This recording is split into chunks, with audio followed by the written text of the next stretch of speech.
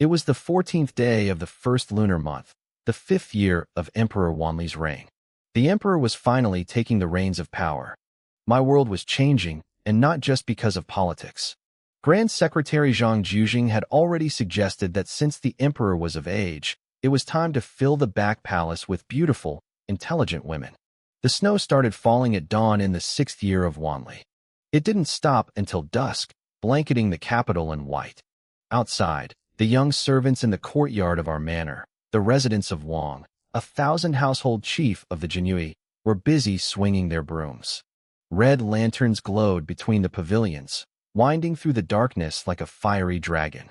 I stepped out of my heated room, wrapped in a heavy fur cloak. Even with the layers, the chill made me shiver. A maid rushed over to hand me a hand warmer. I walked toward my grandmother's courtyard, maintaining the slow, swaying grace expected of a lady. My pace was light but hurried. My maids knew my temperament well.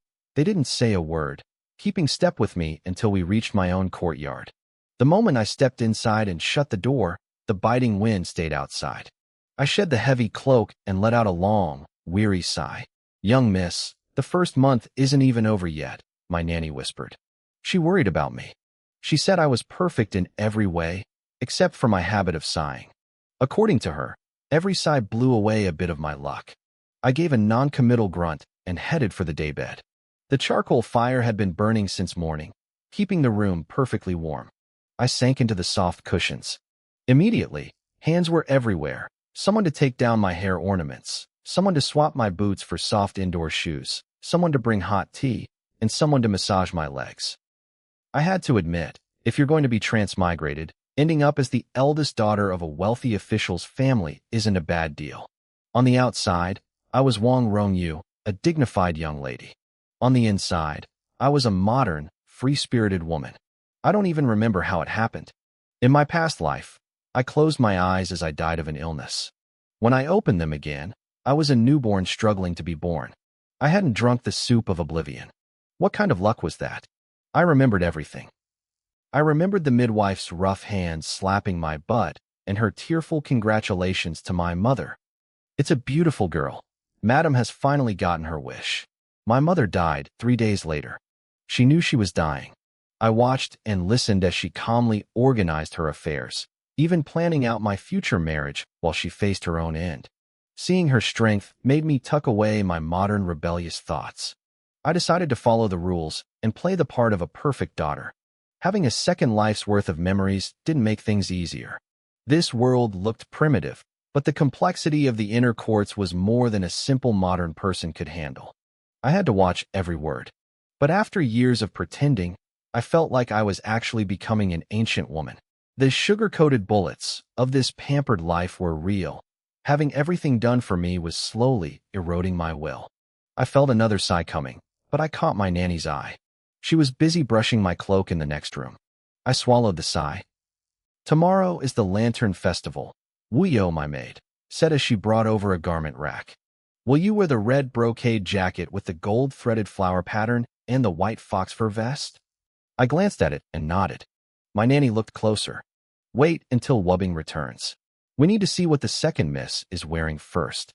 The 3 daughters of the house had been given identical new clothes for the new year. My younger sister, Wang Jishi, hadn't worn her red brocade jacket yet. She was likely saving it for tomorrow. I picked up a book to distract myself. I still wasn't used to traditional characters or vertical printing, even after 10 years, but my brain had learned to auto-translate them.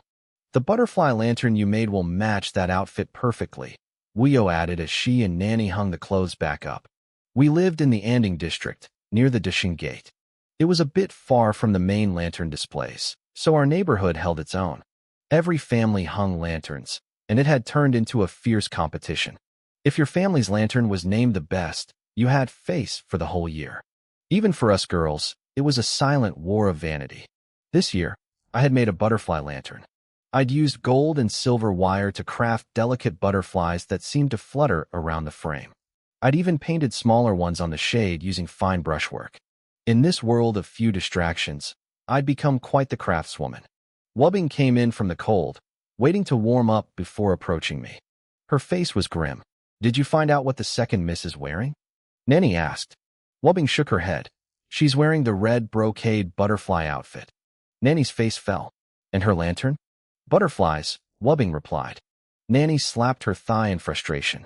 What a coincidence. For the last 3 years, whatever our miss makes, the second miss makes the same thing. We tried to keep it a secret this year, and she still happened to pick the same theme? If we clash, I said, not really caring. Maybe we just have the same taste. Oh, my lady, it's not like that. Nanny cried. She does this every year to upstage you. It's just like how the madam gives you both identical clothes, knowing it only serves to highlight how much prettier the second miss is. My sister, Wang Jishi, was only a year younger than me, born to the woman my father married just a month after my mother died. She was a legendary beauty. Even at her young age, she was breathtaking. I had a nice face, almond eyes, and a constant, pleasant expression, but compared to her, I was just plain. When we were the same thing, I became the background noise to her symphony. I looked at my angry nanny and my 2 gloomy maids and laughed. Then we'll just change it. Wuyo, go get the materials. Wuyo stood up to obey, while Nanny's complaints turned into fresh worries about what I could possibly make in a single night. So, what will the eldest miss wear tomorrow? My maid asked. I thought for a moment. Didn't I have a light yellow silk robe that hasn't been worn yet? Let's go with that. I, Wang Rongyu, spent my days worrying about what to wear and which jewelry to pick. It was a decadently boring life, but I didn't mind. Under the warm glow of the candlelight, I spread out a piece of white silk. I dipped my brush in dark ink and let my hand fly in a bold, cursive script. I wrote a poem by Su Weidao from the Tang Dynasty about the Lantern Festival. The silver flowers on the trees bloom, and the iron locks on the starlit bridge open. I especially loved the line about the starlit bridge. When I finished, I looked at the piece and nodded, satisfied. Bring me the base for the revolving lantern, I said. Wubbing leaned in, looking at the black and white silk. Miss, isn't it a bit too plain with just 2 colors? Fetch my seal, I replied. The one that says Hemerocallis Studio.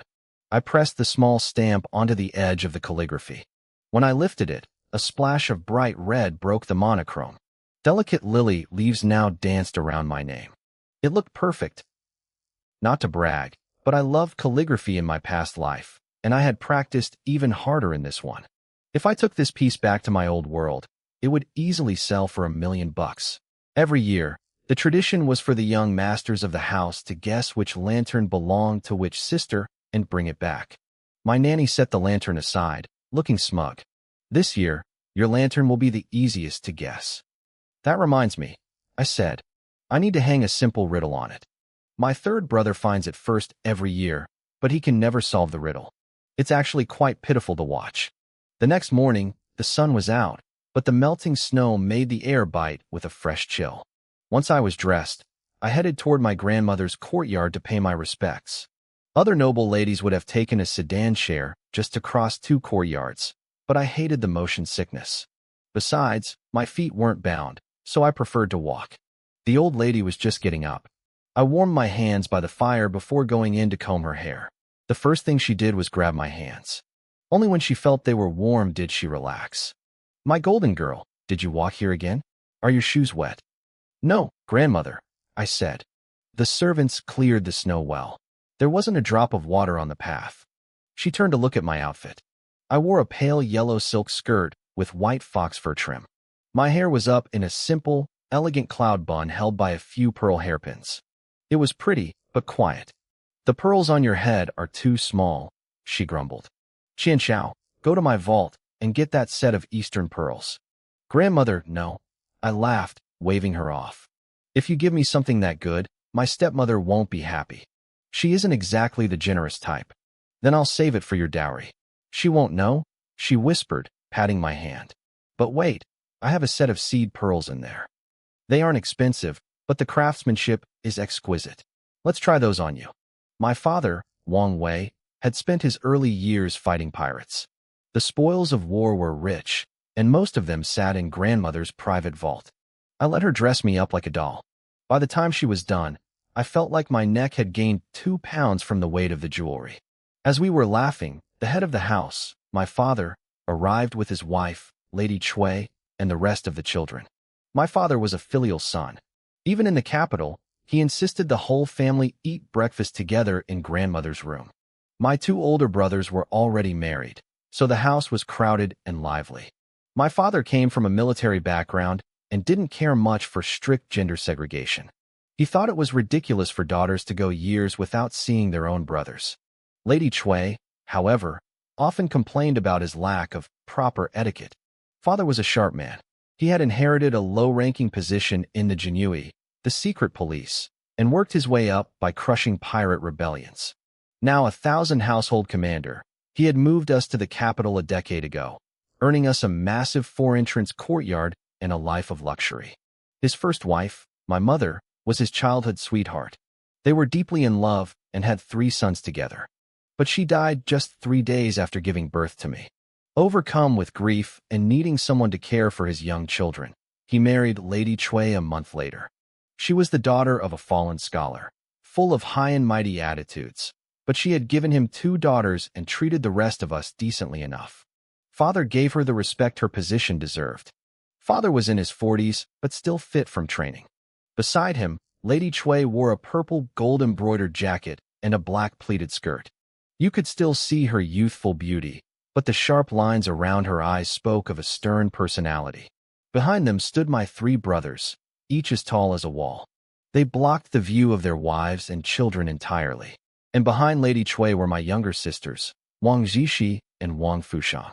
Zixi was wearing the bright red brocade outfit she had coincidentally matched with my original plan.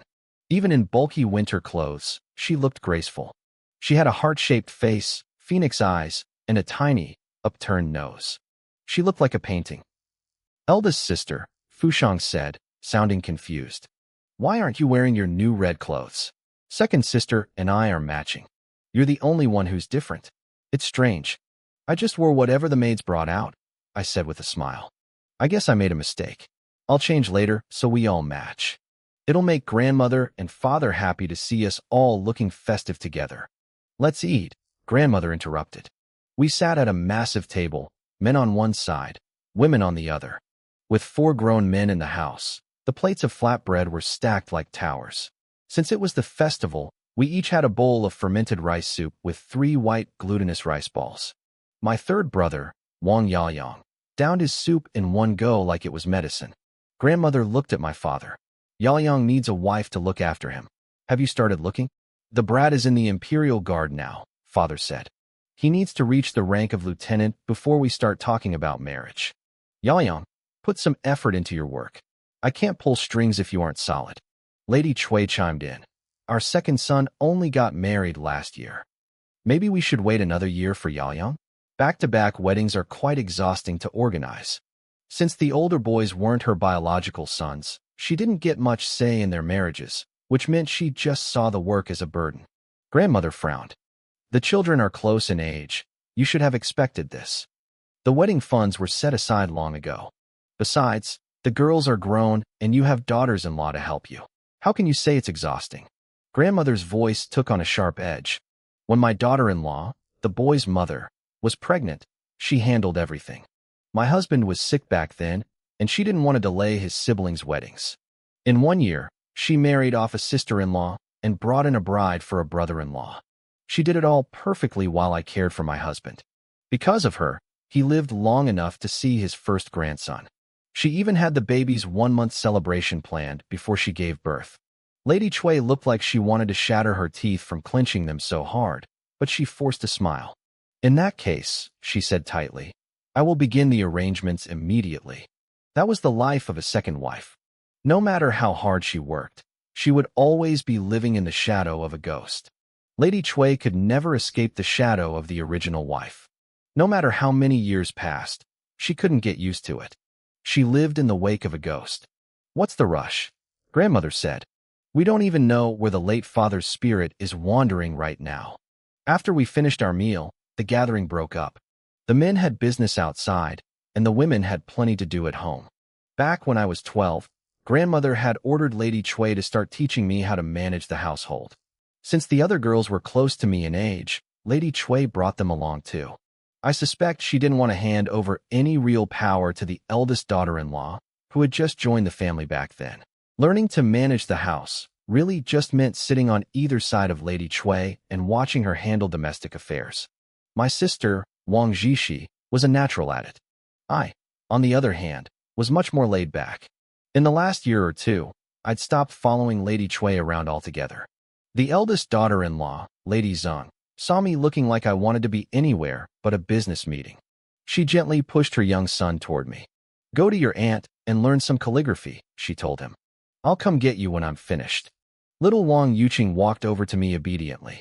"Just have him practice some basic script," Lady Zhang added. She'd heard from her husband that my calligraphy was excellent, especially my cursive, but she knew a child needed to master the basics first. "Don't worry, sister-in-law." "I know," I said. I took Yuqing's small hand and led him back to my courtyard. The Lantern Festival dinner was served earlier than usual. The Wang family estate had a beautiful garden with an artificial lake and a small pavilion called Guanlan Pavilion. It was small but elegant, with glass windows on all four sides so we could enjoy the view. Inside, 3 long tables were pushed together into a U shape, piled high with incredible food. Grandmother loved Chinese opera.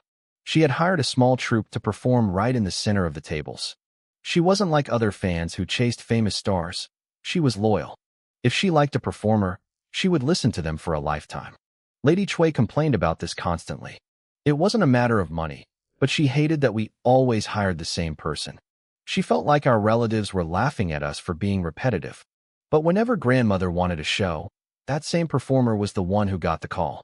That evening, Wang Jishi wore a pink silk dress embroidered with peonies. She looked pure, beautiful, and utterly charming. She usually hated red, so she'd opted for pink, probably assuming I wouldn't bother changing. I'm usually too lazy for outfit swaps, but this time, I'd actually put on my vibrant red brocade dress. Wang Fu had followed my lead and changed as well. Suddenly, I was the one standing out. My sisters looked like a match set, and I was the outlier. My father, Wang Wei, noticed immediately. He turned to Lady Chui. "What are the second and third girls doing? Are they targeting their sister on purpose? Tell the second girl to go change before we head out to see the lanterns." Lady Chui wasn't having it. "You saw the eldest girl this morning. Why didn't you make her change then so she'd match her sisters? You made identical clothes for them specifically for occasions like this, didn't you?" "The eldest was at home this morning," Wang Wei snapped. "Tonight, she knew to change back. She understands the occasion. She has a sense of propriety. The other two were dressed perfectly fine and chose to change. Do they have a problem with their sister?" Lady Chui pouted, but Wang Wei was firm. "The meal is one thing, but when we leave to see the lanterns, they better change back. I won't have the neighbors laughing at us."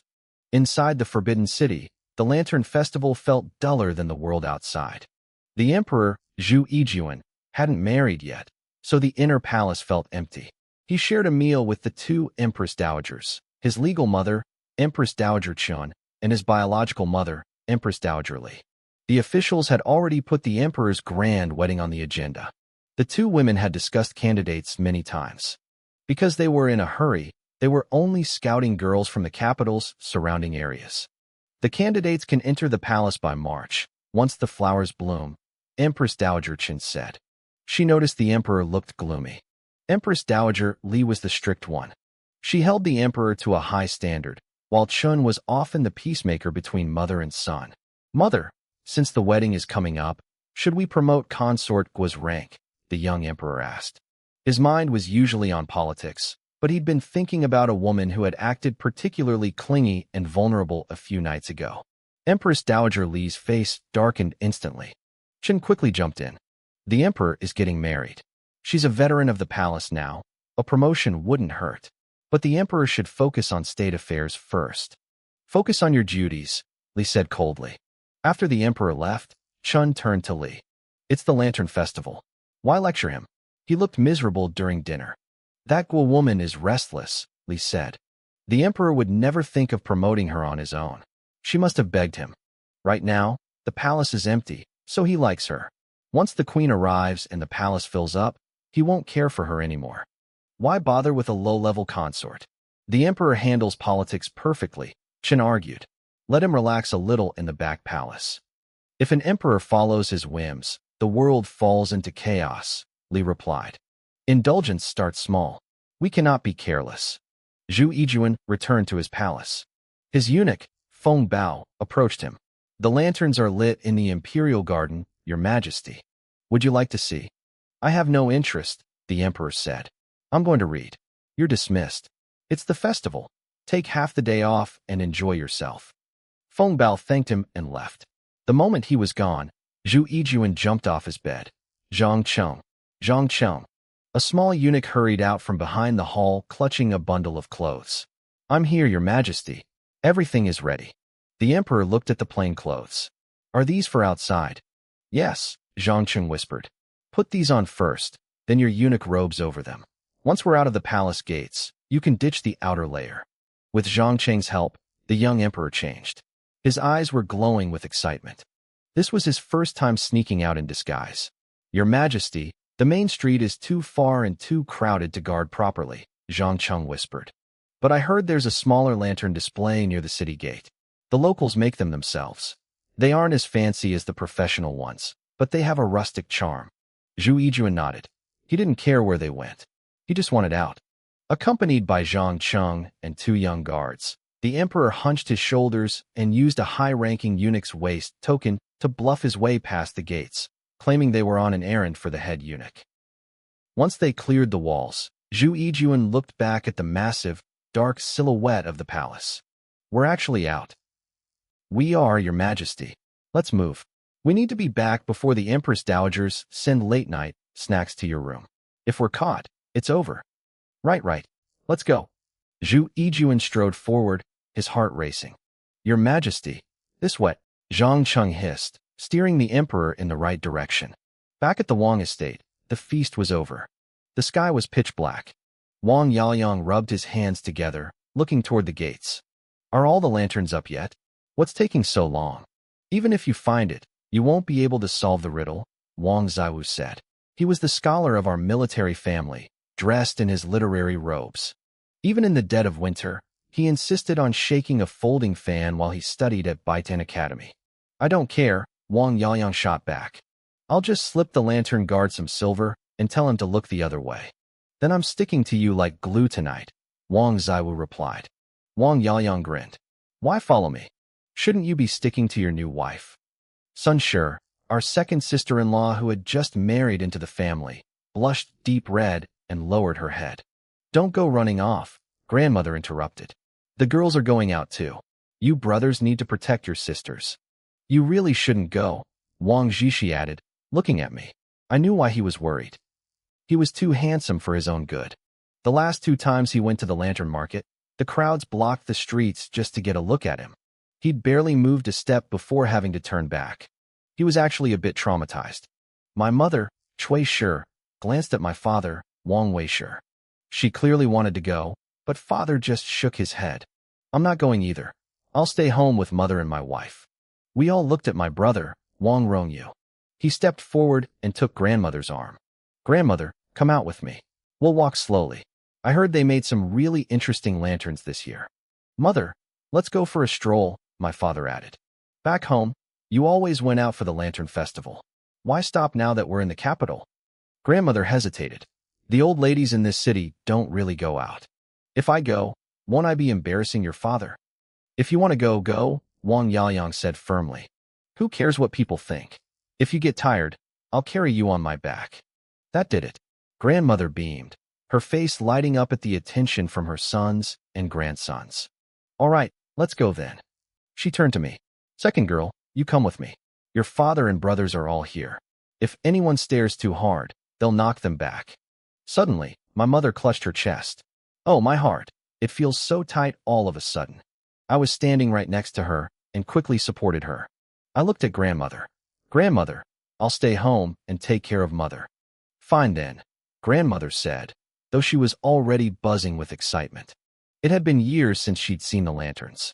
As the group headed out in a noisy, happy crowd, the house suddenly felt very cold. Only my mother, my little sister Wang Fushang, and I remained. Mother's face turned gloomy. She twisted her handkerchief so hard it nearly shredded. Look at them, she hissed.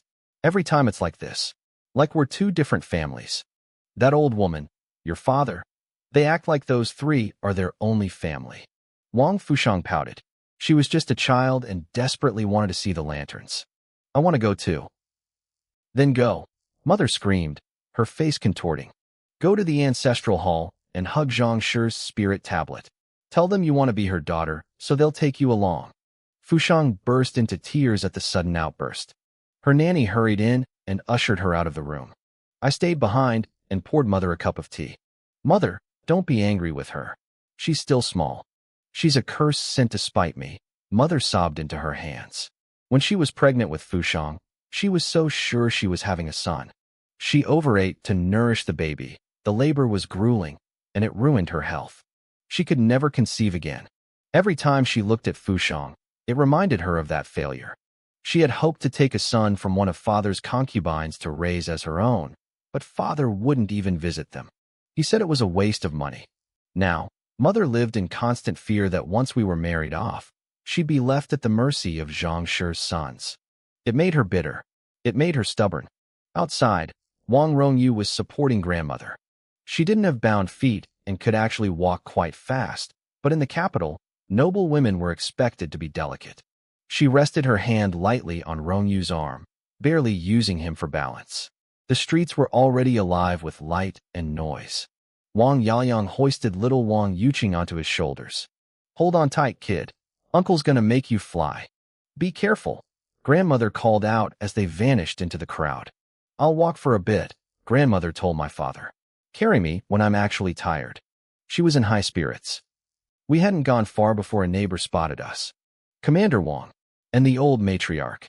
You came out for the lanterns too. I wasn't going to, grandmother said, grinning like a flower. But they insisted. My grandson even offered to carry me. I figured I'd see what the fuss was about. You're a lucky woman to have such filial sons, the neighbor said. Though it looks like your family will win the lantern prize again this year. They're so unique. I bet even the palace lanterns aren't this nice. How do you know it's our lantern? Father asked. I don't just know it's yours, I know which of your children made it, the neighbor laughed. Commander, I envy you. Your daughter is not only beautiful, but so incredibly skilled. I wonder which lucky family will catch her. After the small talk, Wang Rongyu tugged at grandmother's hand. Come on, let's go see the one I made. Once the third brother finds it, you'll see. No cheating, grandmother. Let's go see the one the second sister made first, Rongyu suggested. We didn't have to look hard. The biggest crowd in the district was gathered around one specific spot. Father and the boys pushed a path through the throng, keeping grandmother protected in the middle. In the center of the square sat a lantern so heavy it couldn't even be hung. It sat on a base of yellow pear wood. Thin gold and silver butterflies, along with translucent jade ones, seemed to flutter around a ceramic shade painted with white moss and peonies. It was magnificent. People were gasping in awe. A lantern like this wasn't for a simple riddle game. It was for an auction. Nearby, a young man in a simple robe, who was actually the emperor in disguise, looked around the crowded street of Anding Ward. Is this really not the main lantern market? He asked. The main one is further down, Your Majesty. I mean, young master, a guard whispered. But this place is packed too. They pushed toward the biggest crowd. But when the emperor saw the ornate butterfly lantern, he looked bored. He'd seen plenty of fancy things in the palace. It's fine, I guess. Why is everyone acting like it's a miracle? A bystander overheard him. First time in Anding Ward, kid? Is there a reason for the hype? Zhang Qing asked, stepping in. This ward has a beauty, the man said, his eyes gleaming. A real legendary beauty. She's the one who made that lantern. Most of these guys are just here hoping she'll show her face. How beautiful can she be? Zhang Qing asked skeptically. Decent girls don't go around getting famous for their looks. Sounds suspicious. Watch your mouth, the man warned. She's the second daughter of Commander Wang of the Imperial Guard. His sons are all giants. If they hear you talking like that, you'll be eating through a straw. They say she's like a goddess descended to earth. One of the emperor's guards leaned in. Commander Wang of the Dishing Gate? Isn't that Wang Yaoyang's family? I listened to my guards whispering behind me. One of them seemed confused. He'd never heard Commander Wang brag about having a beautiful sister. In fact, the rumors he'd heard were the exact opposite, that the commander's sister was actually quite plain. A bystander nearby chuckled at our confusion. You're both right, he said. Commander Wong has two daughters. One is a heavenly beauty, but the eldest is so ugly she's legendary. I wasn't interested in debating whether a girl I'd never met was a goddess or a monster. I turned away to keep looking at the lanterns. Zhang Cheng quickly grabbed the two gossiping guards and hurried to catch up with me. How does that work? Zhang Cheng muttered, still puzzled. Same parents, yet one is a beauty and the other is a fright. Even with different mothers, you'd think they'd share some features. How can they be total opposites? Maybe the older one isn't actually that ugly, I said casually as we walked. People love to exaggerate. If you have one stunning girl and one average girl, the story is boring. But a beauty and a beast in the same house. Now that's a story people want to tell. It makes the pretty one look even better. If that's true, I feel sorry for the ugly sister, Zhang Cheng sighed. I didn't really care about her feelings. I was more interested in the lanterns lining the street. Most were simple, clearly made by amateurs or apprentices, but they had a rustic charm that felt more real than the perfection of the palace. Lotus lanterns were everywhere, and I saw plenty of revolving shadow lamps. Then, something caught my eye. I walked quickly toward a specific revolving lamp. It was simple, yet there was something sophisticated about the design. I picked it up, turning it slowly in my hands. If you like that one, sir, you just have to solve the riddle, the stall owner said with a smile. If you get it right, you can take it. Just leave a few coins. Whatever you feel like giving. Whatever we want. Zhang Cheng asked. Even a single copper is fine, the man laughed. These were made by the young masters and ladies of a local family. They aren't looking for profit, it's just for fun. All the money goes to Siji Temple to pay for vegetarian meals for the poor. It's all for charity. Nearby, a man with a young boy on his shoulders was scanning the stalls. It was Wang Yaoyang. He looked at the lamp in my hand, and his eyes lit up. Ching-er, he whispered to the boy. Does that look like the one your aunt made? He'd been searching for his sister's work, and this was the only one that matched her style. I reached for the riddle tag, but Yaoyang panicked. He didn't want to lose his sister's lantern to a stranger. He recognized my guards. They were men he worked with at the gate. Thinking we were just fellow soldiers out for a night of fun, he pushed past Zhang Cheng and bumped my shoulder familiarly. Hey, brother. Small world, Yaoyang said with a grin. Look, I really want this lamp. How about you let me have it? I'll buy you drinks later. Heck, I'll even pull your shift for you sometime. I looked at him, amused. My guards were frantically winking at him, trying to signal that he was talking to the emperor, but Yaoyang was oblivious. I really like this lamp too, I said. And besides, first come, first served. I was right behind you, Yaoyang argued. You might have spoken first, but I wanted it in my heart way before you did. I laughed. Fine, let's look at the riddle. Whoever solves it first takes the lamp. Yaoyang's nephew, little Wang Yuqing, leaned down from his uncle's shoulders and whispered. Auntie said the riddles weren't hard this year. Not hard. Perfect, Yaoyang said. Let's do it your way, brother. I unrolled the slip of paper. The poem was a bit abstract, mentioning a boat in the night and a sheep. Yaoyang stared at it, his face scrunching up in frustration. What is this junk? Are there any hints? He looked at the stall owner, desperate for a clue. While he was scratching his head, I called for a brush and paper. I calmly wrote down the answer. Unvisited. Correct, the stall owner announced. Wait, Yaoyang shouted.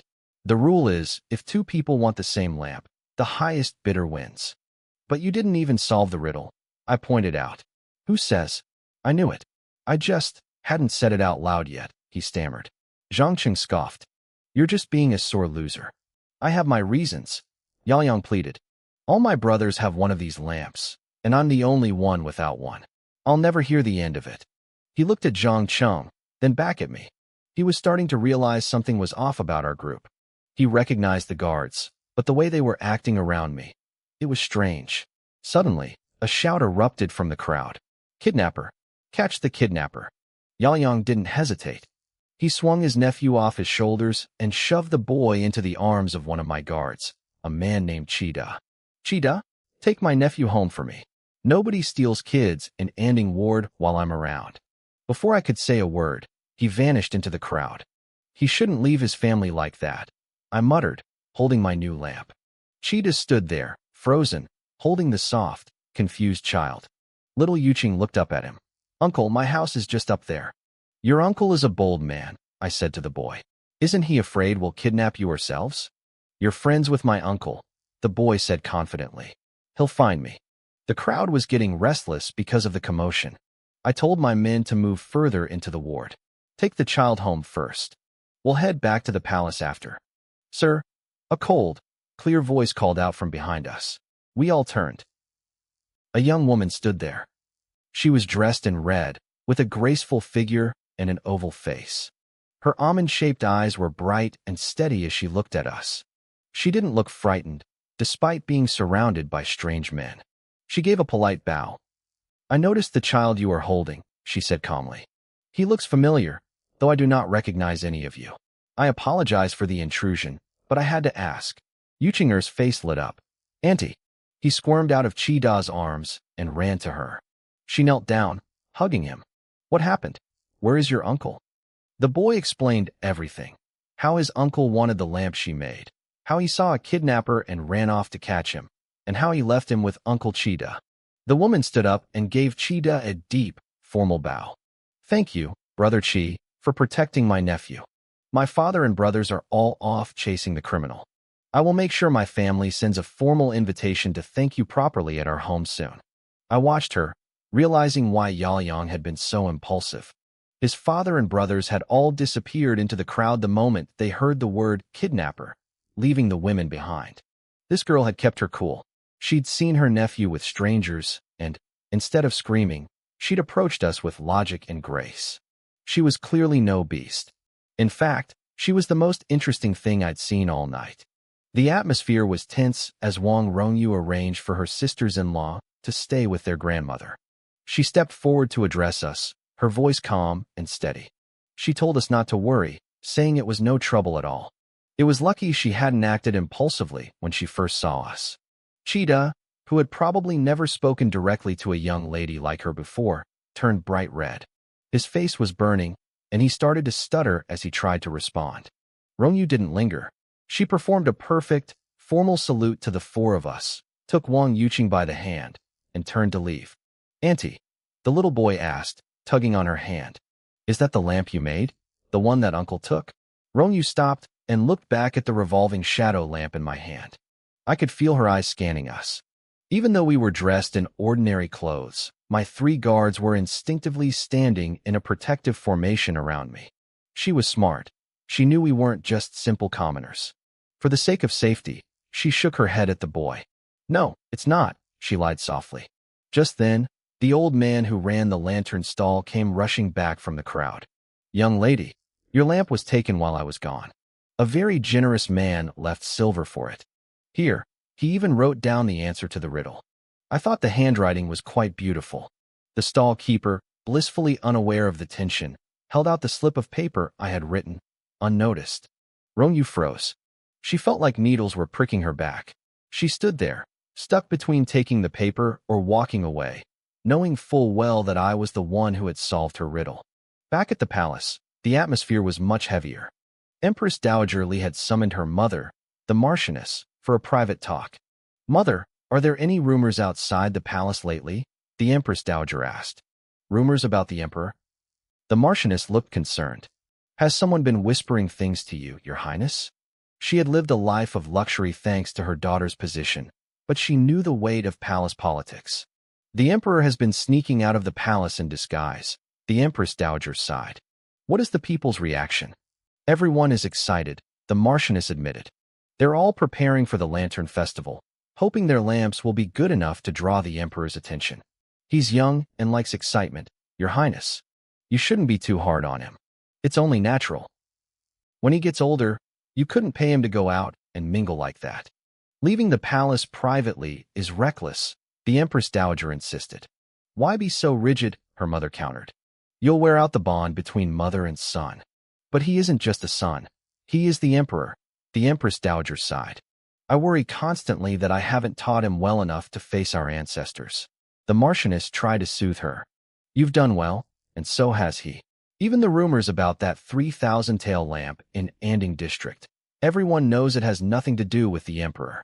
People just love a good story. I heard a young lady made that lamp. The Empress Dowager's eyes sharpened. Go and take a look at her. If she's a good girl, Don't let these rumors ruin her reputation. The Marchioness acted quickly. She sent out invitations for a banquet at the Marquis's estate, inviting 3 girls from the Wang family.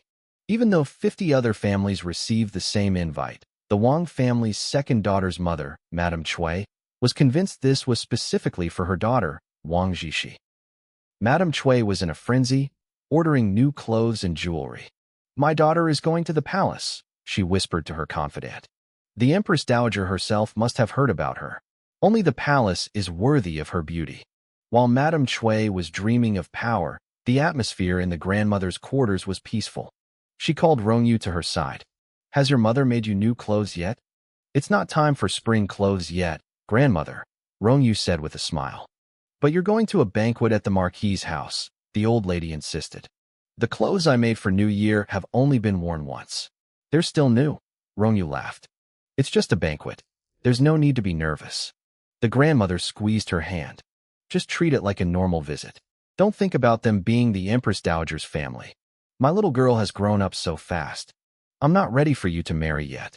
"It's still early, grandmother," Rongyu teased. "It's not that early. We were going to start looking this year, but with the Emperor's upcoming wedding selection, all private marriages are on hold. We have to wait until the Emperor chooses his bride before we can find you a husband. We must pick the very best for you." "I'll listen to you and father," Rongyu said obediently. The grandmother looked at her thoughtfully. "Even though the Emperor took your lamp, I don't want you having unrealistic dreams. But then again, what woman wouldn't want to marry the Emperor? He is in his prime." "Grandmother," Rongyu said, her voice clear, "my heart is like a mirror. I know exactly where I stand. No one even knows whose lamp he took. Do you think I'd go around bragging about it? Let the rumors say he took my second sister's lamp. If she enters the palace and becomes a consort, her status will far exceed mine. I don't mind." "You really don't care?" the grandmother asked. "I don't. Everyone has their own path. Comparing yourself to others only brings misery. I want my sister to do well. Even if I have to kneel to her one day, what does it matter?" The grandmother patted her hand, impressed. "Happiness doesn't depend on status, my dear. I've seen many women marry into high positions and lead miserable lives. Marrying your grandfather was the greatest happiness of my life, even if he left me too soon." Rongyu leaned against her grandmother. She had thought a lot about marriage. As someone who valued the idea of one husband and one wife, living in a world of polygamy was a struggle, but she had made her peace with it. She didn't expect a grand romance. She just wanted a partner to live a stable life with. Later, her sister-in-law, Madame Zhang, came by with some beautiful light blue silk. She saw Rongyu calmly reading and practicing her calligraphy, completely unfazed by the upcoming banquet. "I really admire your composure, sister," Madame Zhang said, offering the fabric. "I can't wear colors this bright anymore, so I brought this for you. I can even send my seamstress over to help." Rongyu stood up to greet her, smiling. "Sister, you're still young. Why are you trying to lock yourself into such rigid rules already?" I looked at my sister-in-law, Madame Zhang, and smiled. She was still a young woman, yet she spoke as if her youth had already passed. "You're still a delicate flower, sister," I said. "Who says you can't wear bright colors anymore?" She offered me the light blue silk again, but I shook my head. I appreciated the gesture, but I had no intention of making a new dress for the upcoming banquet at the Marquis of Wuqing's estate. "You're not making a new dress?" Madame Zhang asked, her eyes widening.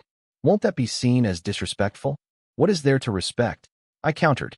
"Inviting people you don't even know to a banquet out of the blue is the height of rudeness. If it weren't for the fact that the hostess is from Grand Empress Dowager Li's family, I wouldn't give her the face. I would have claimed to be sick and stayed home." I signaled for my maid to bring the fabric closer. I touched the smooth silk, feeling its quality. "This color and texture are perfect for summer clothes. You should take it back, sister. If you won't wear it, make a small shirt for your son. It'll keep him cool." "He has plenty of clothes," Madame Zhang insisted, pushing the fabric back toward me. "I can't take back something I've already given. Are you trying to make me look bad?" She sighed softly. "It might be rude of them, but perhaps they are just trying to show respect to the Empress Dowager. That's why we must go." "I know," I said, accepting the silk at last. "You're the one who's truly stuck in a difficult position. To return the favor, I had my servants find a set of blue and white porcelain from the storehouse. I knew Madame Zhang's maiden family loved such things. My second brother had bought many pieces during his travels in Jiangxi, including this beautiful peony-patterned set. I didn't care much for blue and white porcelain myself, so it had just been sitting in storage. I came to give a gift, and I'm leaving with a pile of things, Madame Zhang laughed. People will think I'm taking advantage of my sister-in-law. Our hearts are clear, sister, I replied. Why fear what others say? Later that day, my other sister-in-law, Madame Sun, was struggling.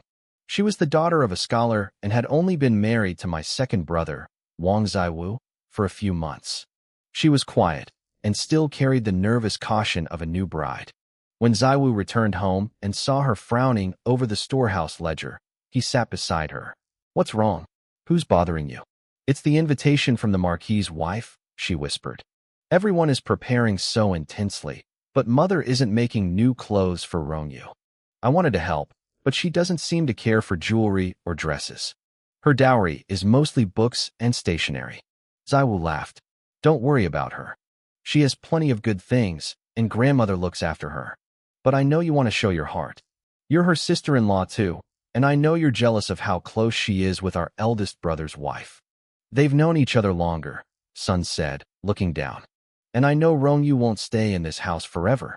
I won't have much time with her. She'll appreciate anything from you, Zaiwu encouraged her. Even if you just brought her a bowl of plain water, she'd treat it like honey. She's the most understanding person in the world. Be serious, Sun snapped, though she smiled. I can't just bring her water when the eldest sister-in-law brought fine silk. Wait, didn't you say she likes the scent of lotus?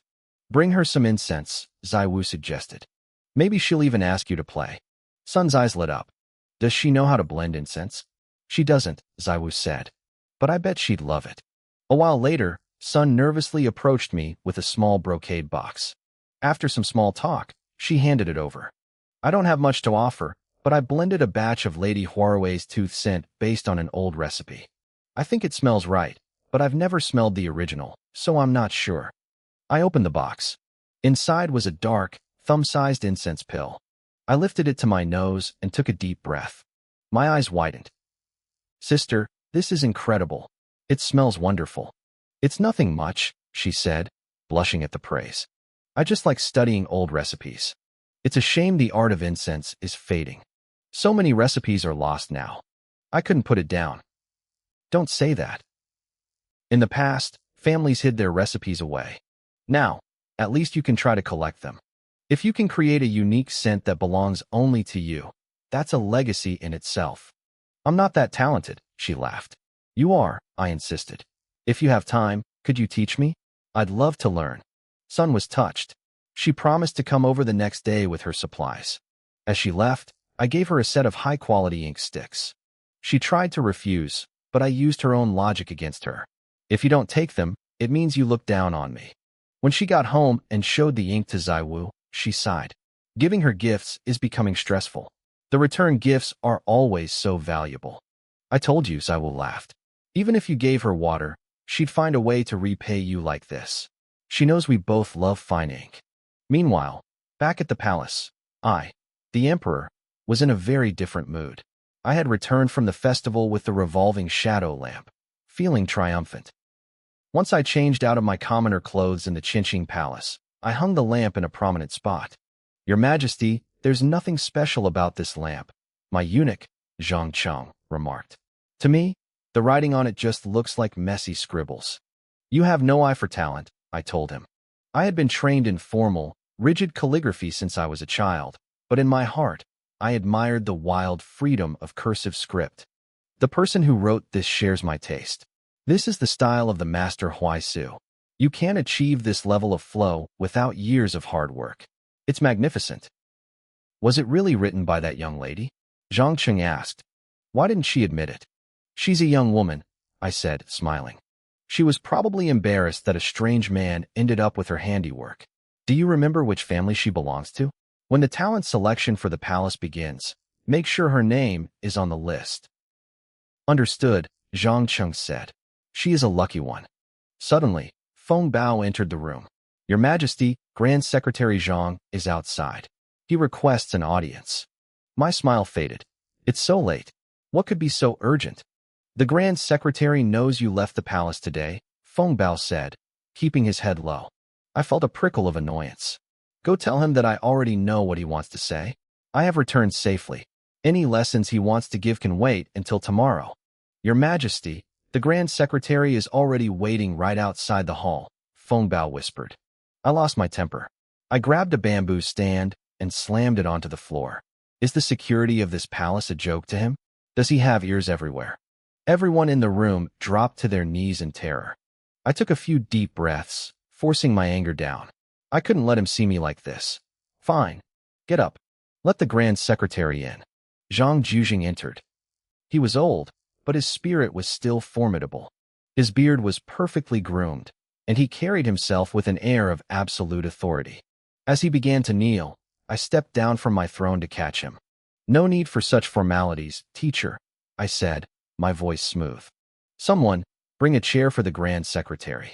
I thank your Majesty for your grace, Zhang Jujing said. He sat down and looked me straight in the eye. Your Majesty, did you go out of the palace today? Nothing can be hidden from you. Teacher, I said with a bitter smile. I tried to explain myself. I told him how I had previously mentioned wanting to celebrate the Lantern Festival in the palace, but he had lectured me about extravagance. He had said the world's resources were limited and the inner palace should not be wasteful. I agreed with him then, I really did. So, I thought I would go out and enjoy the festivities organized by the people instead, to celebrate with my subjects. Your Majesty is the master of the world, Zhang Jujing replied, his voice cold. A dragon should not wander among the common people in plain clothes. If something had happened to you, how could I face the late emperor in the afterlife? He didn't stop there. He leaned in, his gaze piercing. Your Majesty risked everything just for some lanterns? Such a craving for pleasure. How can you face the expectations of your father or the teachings of the Empress Dowager? Underneath my long sleeves, my hands clenched into fists. I felt the heat rising in my chest, but I forced my voice to remain steady. Teacher is right. I will not do such a thing again. After Zhang Jujing finally left, the pressure didn't lift. A messenger arrived from my mother, Empress Dowager Li. She wanted to see me. I'm exhausted. I snapped, my mood souring by the second. Tell her I will visit tomorrow. But the consequences came fast. Before the morning court session even began the next day, my mother gave me a harsh scolding. She didn't stop with me, either. Zhang Cheng was handed over to Feng Bao and given 20 strokes with a board in the ceremonial department. I sat in Qinqing Palace, feeling like the entire world was working against me.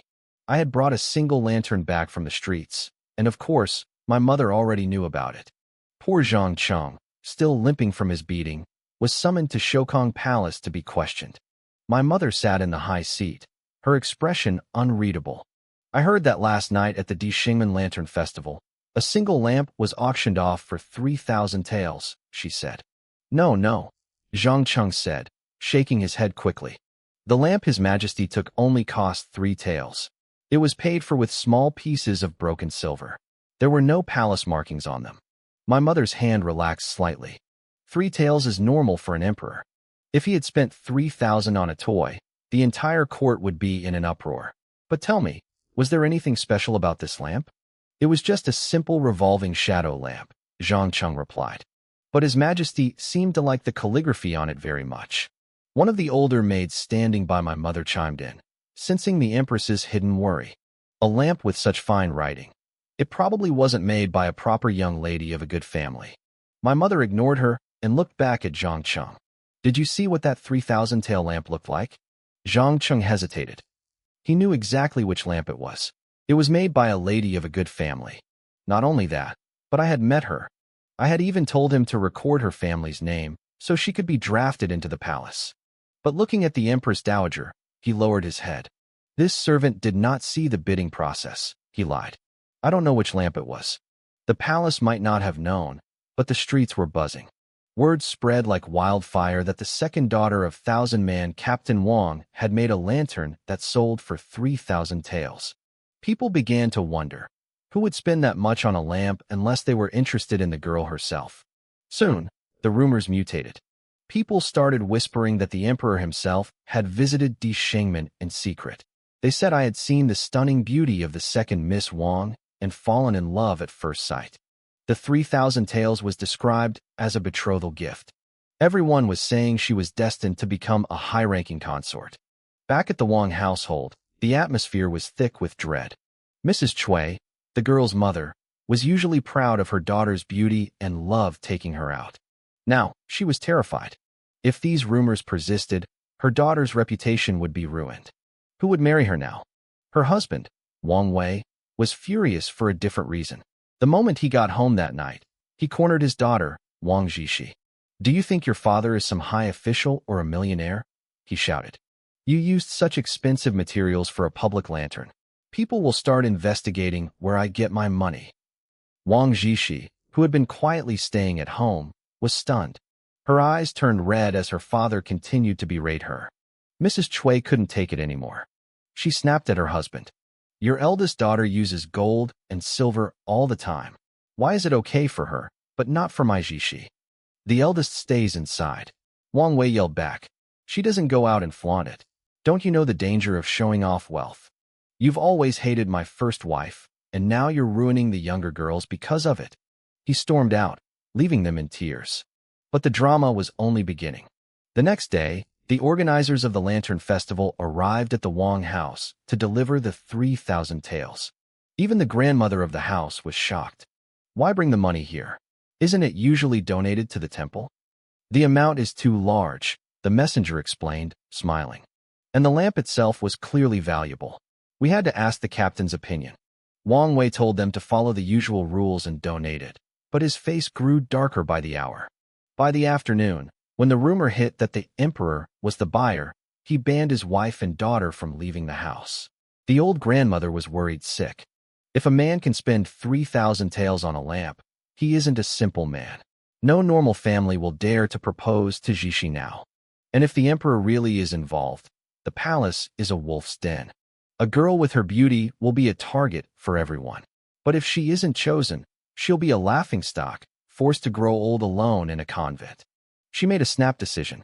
"Tell the master to find out when the palace scouts are coming. We need to make sure Jishi's name is on that selection list." Meanwhile, inside the Wang estate, young Wang Yuqing was practicing his writing with his aunt, Wang Jishi. "Auntie," the boy whispered. "That man yesterday. He said he was going back to the Gong. Is his home the imperial palace?" Jishi froze. "You really heard him say that?" She thought back to the man from the festival. He didn't look like royalty. He didn't have a massive entourage or a dragon's aura. He was just a tall, thin, ordinary man. "His home isn't the palace," she told the boy, writing the words "the palace" on a piece of paper. "It's just a place called the inner court. Don't tell anyone else what you heard, okay?" She decided not to tell her brother, Wang Yaoyang, either. He was a hothead. He had probably offended the man a dozen times already. She looked at the scrap of paper I had left behind, the one she had retrieved from the lantern. The handwriting was perfect, the strokes practiced for years. This was written with an imperial brush, she realized with a shrug. She rolled the paper up and dropped it into a large porcelain jar filled with other scrolls.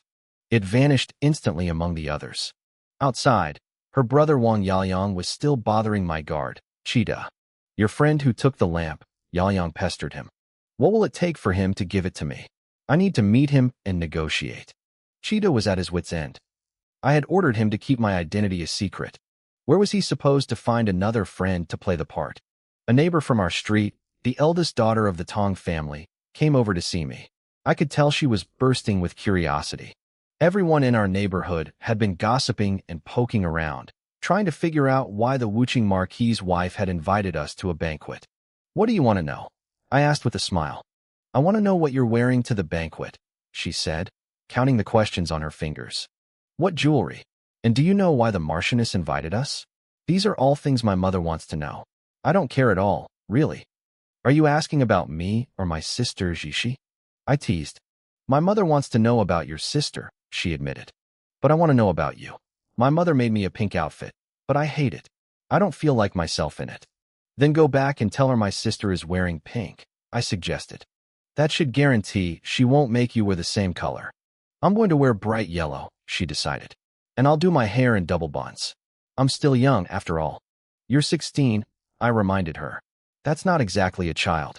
My mother says since I didn't get engaged last year, and with the Emperor's grand wedding happening this year, I probably won't get married until I'm 17 or 18.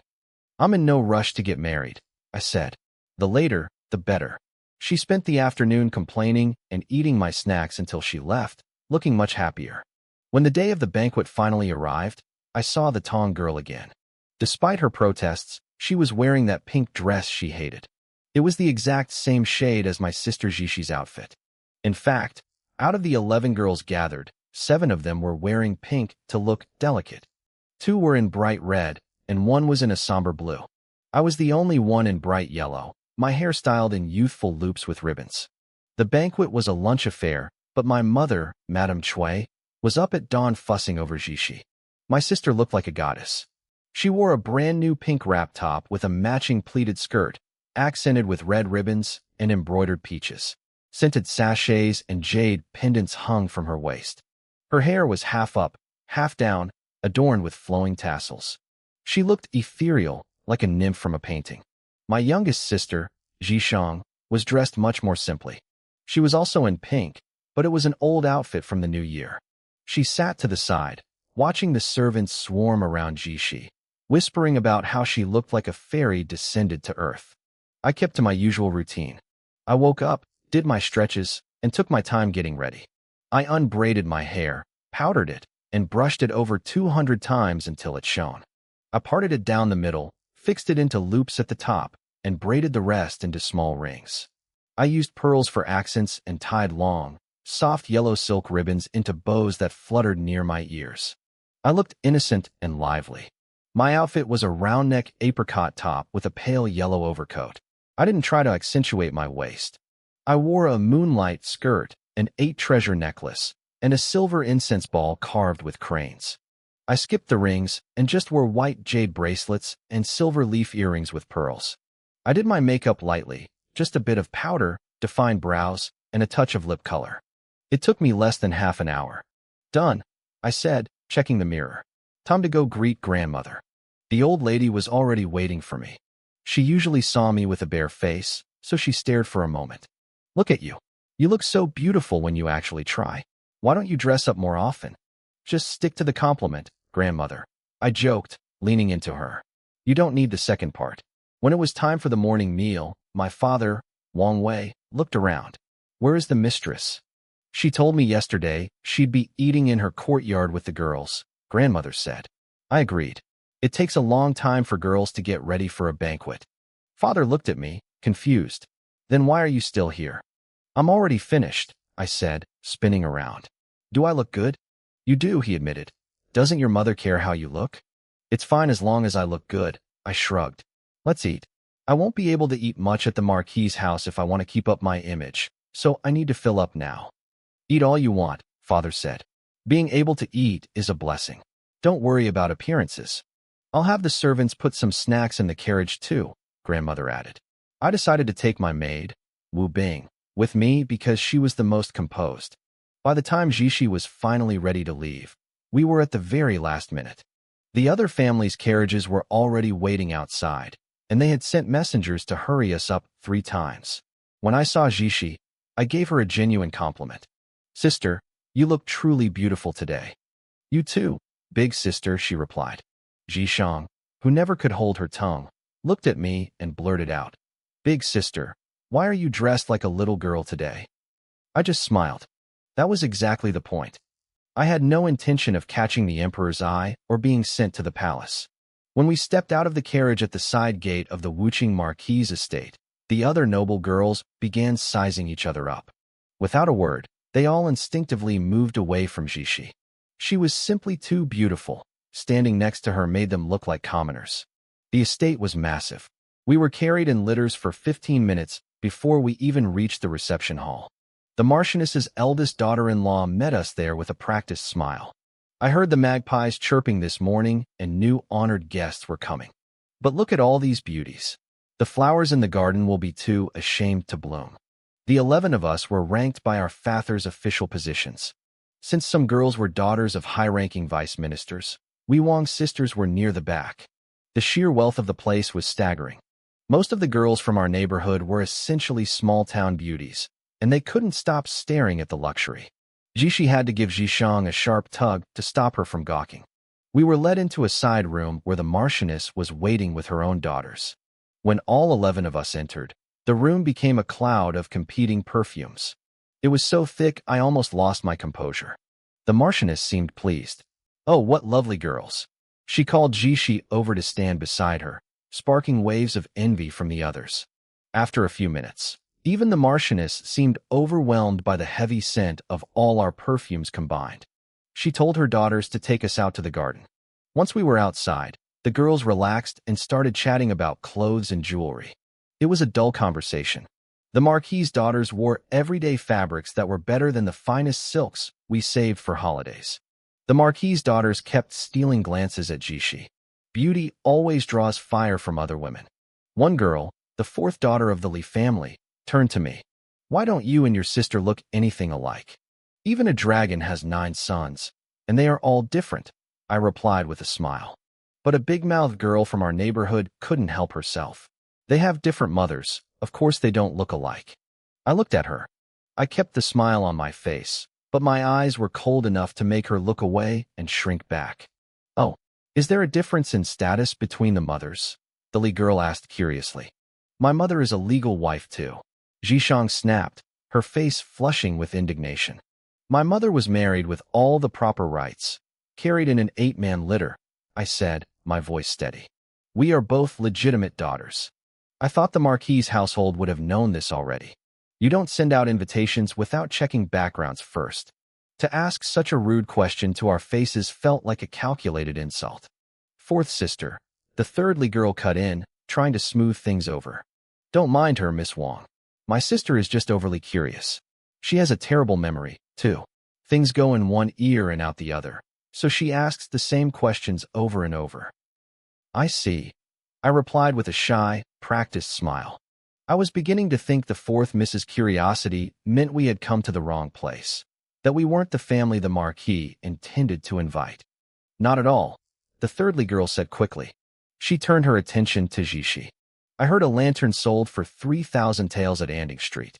Did you really make it? It's a pity I never got to see it." "It wasn't made to be sold," Jishi explained softly. "The 3,000 taels were donated to Siji Temple for a vegetarian feast. I think the buyer simply had a generous heart for charity."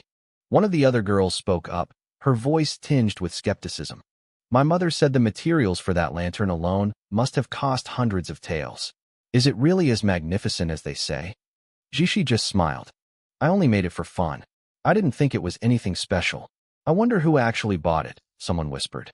When the Marquis's daughters didn't answer, another girl chimed in. "Word is, the Emperor himself bought it. If that's true, would the second Wang sister still call it a trifle?" Jishi looked startled. "I said it was a hobby, not that it was crude. Besides, if His Majesty had truly bought it, the court would be in an uproar. The officials would be drowning him in memorials, advising him against such extravagance."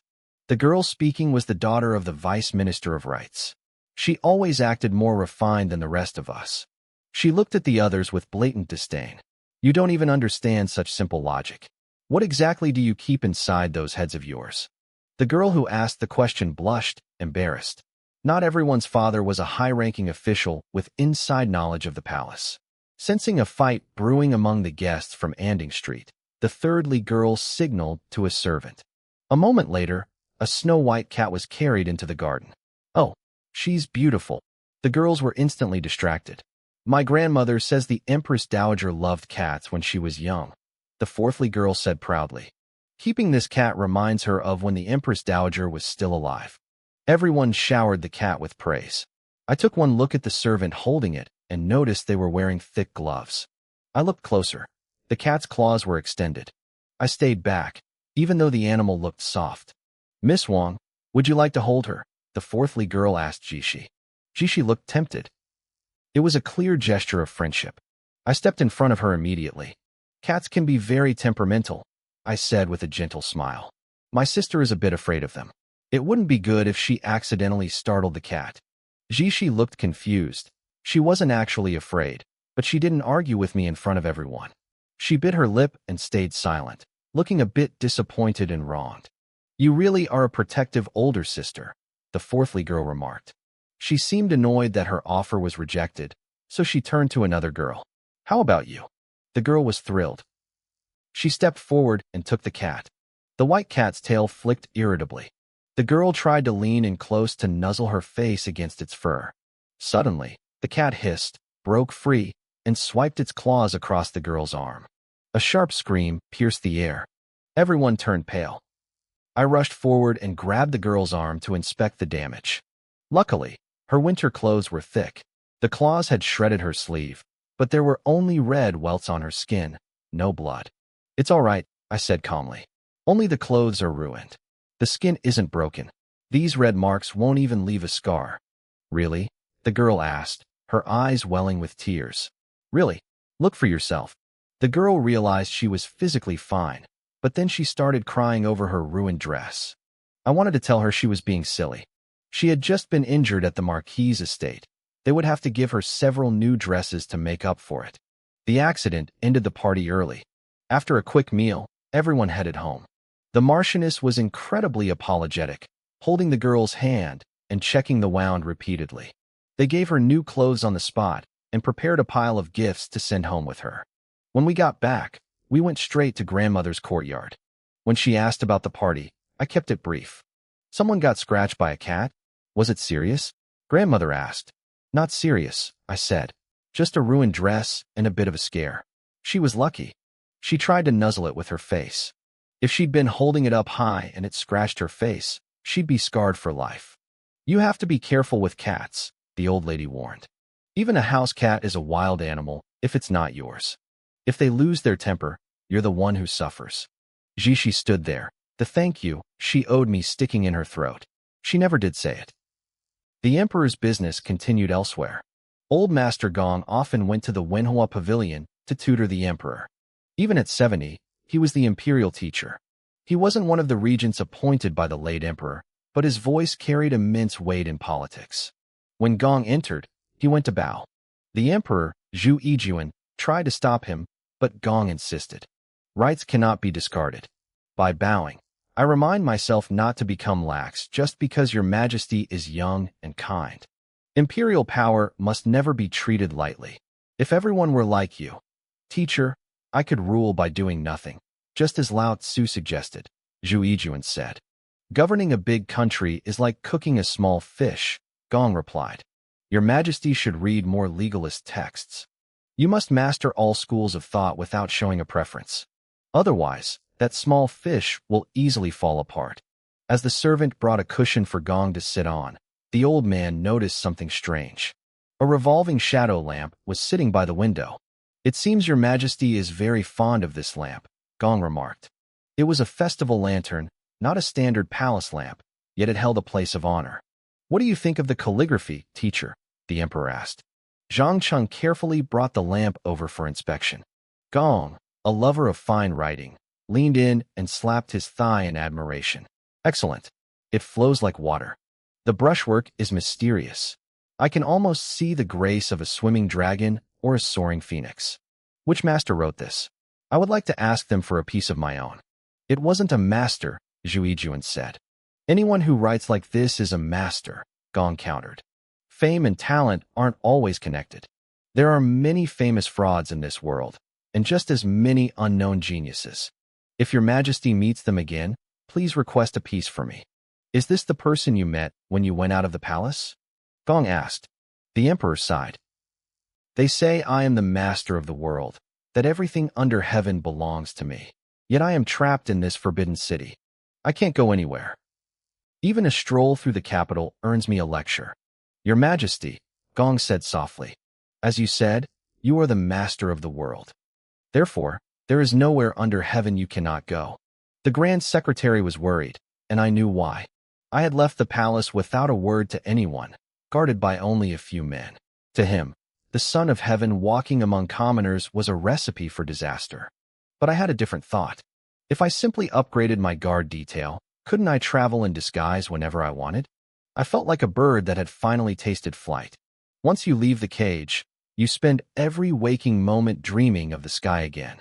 While I plotted my next escape, The wife of Marquis Wuching visited my mother, the Empress Dowager. They were discussing the young ladies of Anding District. The Marquis's wife brought up the second daughter of the Wang family, the one who had made the lantern that sold for 3,000 taels. She described the girl as exceptionally beautiful. And her character? My mother asked. She is well-behaved, the Marquis's wife replied. Perhaps a bit unrefined due to her family background, but she listens to her elders. My mother nodded. If she was beautiful and obedient, that was enough.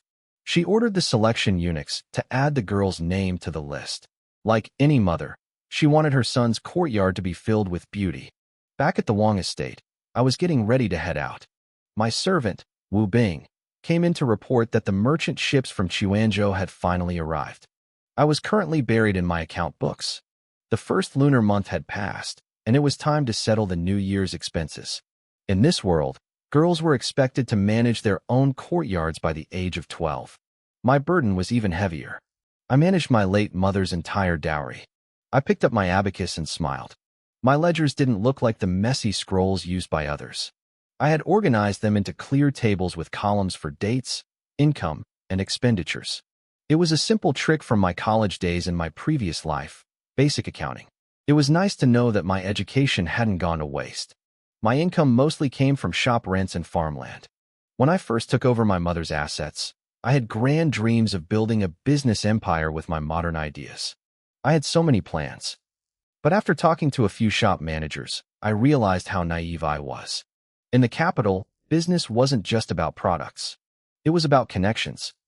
Every successful shop had a powerful official backing it. Even though my father was a commander in the genie way, I didn't want to bring him unnecessary trouble by doing something too flashy. I decided to play it safe. I closed down most of the smaller shops and kept only the 3 most profitable ones. I turned the extra cash into more land and property. Without much effort, I was now collecting a massive amount of rent every year. My spending was much simpler. It was mostly small gifts for my sisters or tokens of respect for my elders. I actually wanted to give the elders expensive gifts since I was swimming in cash, but they always preferred my handmade trinkets or my calligraphy. Aside from my cash flow, I had a separate ledger for fixed assets. That book was growing fast. My grandmother was constantly sending over jewelry sets or antique vases. One day it was a headpiece, the next it was a rare flower pot for my room. My stepmother, Cui Shi, was bitter about the favoritism. How can you compare the first daughter to the others? My grandmother snapped at her one day. I'm not dead yet, and you're already eyeing my belongings. My father ended up scolding Cui Shi for her greed, which kept her quiet for a while. One of my 3 top-performing shops sold dried seafood and goods from the coast.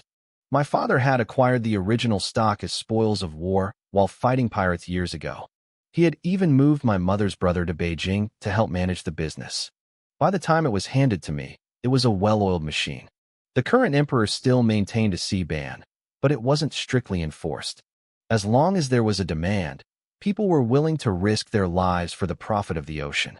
My father had seen the potential and made sure the business thrived. I used to wonder why my mother's dowry was so incredibly vast compared to other noble women. I didn't realize until much later that my father had quietly funneled most of his own wealth into my inheritance before my stepmother ever moved into the house. He wanted to make sure I was taken care of, no matter what.